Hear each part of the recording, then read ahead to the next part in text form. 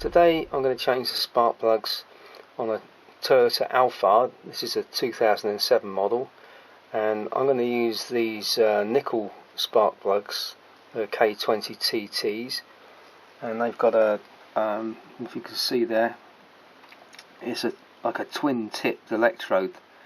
These are not the most expensive plugs in the world, about £11.70 a set. But they should be good for 30,000 miles, so I'm happy with that. I checked them with a feeler gauge. They're supposed to be 1.0 millimeter gap, but they all measure about 0.94 millimeters, so I'm happy with that. I'm going to leave them at 0.94. Sure, I'll be fine. So if we start working on the car, for safety reasons, best to disconnect the earth lead first. So first thing I need to do is get this airbox out of the way and begin the process by releasing the clip here, removing this hose, there we go. Then we move over to this side,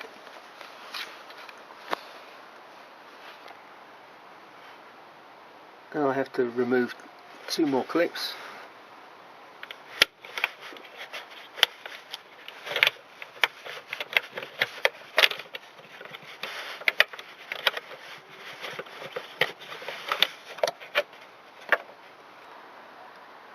And now just move the airbox back this way until it comes off. There we go. And then the filter can come out here. Right, now I can access all the core packs. So I've got to remove these screws here to get to the core packs and take those off, but this one's covered up by the airbox bracket, so I'm going to have to take that off first. Okay, so I've released 3 of the screws here, and I've pushed this airbox out of the way, so now I should be able to get access to these coil packs and take them off. So to do that, you need a 10mm spanner, and just release the coil packs here. Now if you want to, you can disconnect the core packs at this connector here, but I'm going to see if I can pull them straight up. That's probably all we need to do. There we go. First one.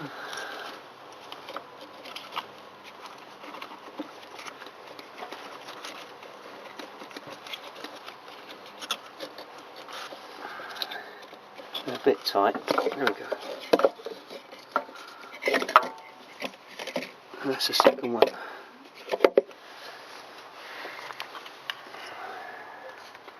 Right, that's all of the core packs out of the way now, and so I can get access into the change the spark plugs. Now to remove these spark plugs, you're going to need a 16mm socket like this one, and that can either be a spark plug socket with like a rubber insert, but I didn't have one of those, so I just got some insulating tape and shoved that into the socket, and that just makes sure it grips the spark plug. So when you remove the plug, you can drag it out, otherwise it gets stuck in there and you can't get it out. So as well as that, I need this 3/8 extension bar and a 3/8 socket spanner, and we're good to go. Okay, in the next stage I'm going to remove the spark plugs. Okay, so that's loosened it off. And the best thing then is to take the ratchet off and just turn it with your fingers. It's quite loose.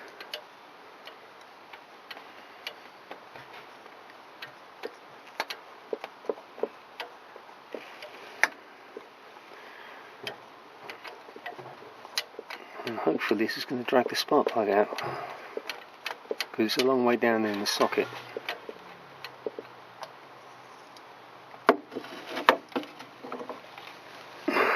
There we go. Now it's a good idea to check the colour of your old spark plugs and make sure they're all looking about the same. There's other things on YouTube that tell you about how to check the coloration of spark plugs, and it can tell you a lot about the carburation and how your engine's running. Well, I won't cover that in this video, but these aren't too bad a colour to me. I think they look okay. Right, one thing to remember with modern spark plug threads is that they are plated, so you don't need to be using any lubricants like copper slip or anything like that you do in the old days. In fact, if you do use that, there's a rather chance you could actually over tension the thread, and then you'll end up, stripping it from out of the cylinder head. So yeah, just put them in dry, and in this case we've got to torque them up to 22 Newton meters. Right, now I've got the new spark plug installed into the socket. I'm just going to carefully lower it down into the hole.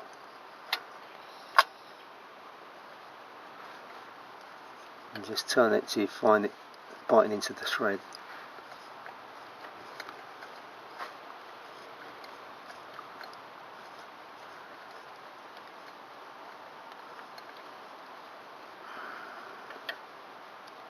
Right, so I've just nipped that up, and now I'm going to finally tighten it using the torque wrench. Right, so I'm just going to set the torque now at 22 Newton meters.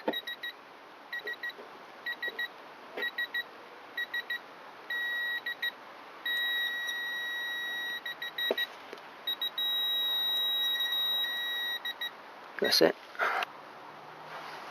Now you might have a bit of problem getting the coil pack to go back in again, and to make life easier I've had to break the connection here.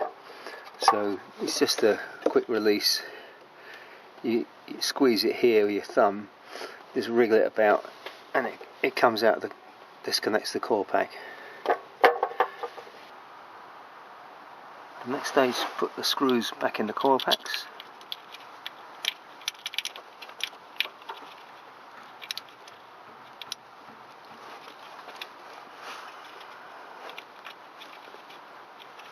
There we go.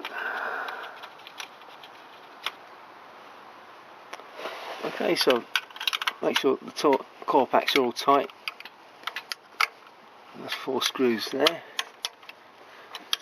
And the next thing I have to do is to drag the airbox forwards.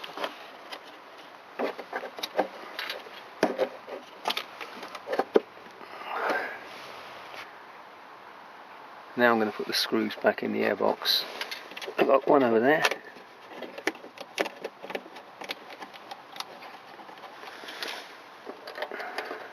One here.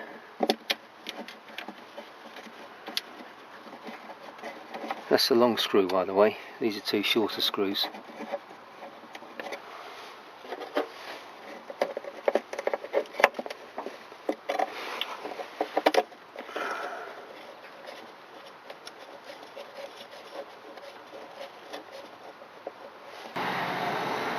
And now I'm just going to check those screws are tight. That's okay.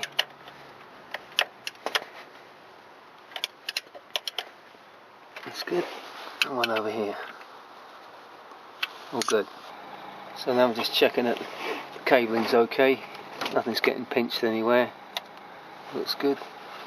We'll put air filter back.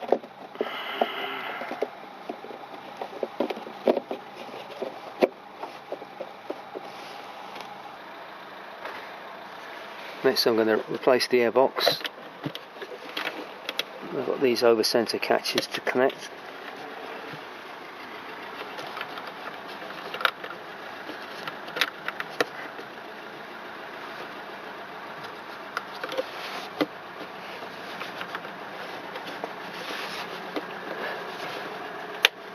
There we go. That's that. Now I've got to connect the air hose here.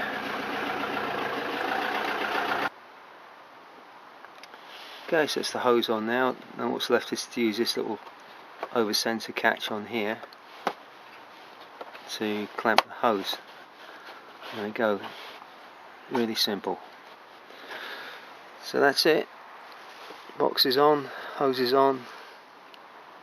So now we've reconnected the earth lead, and we're going to give it a little run up.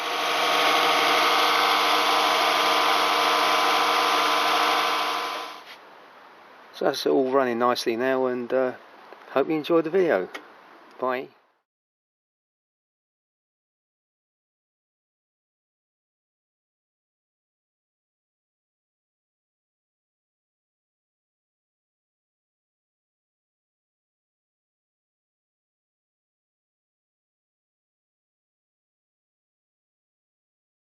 .1.0 millimeter gap.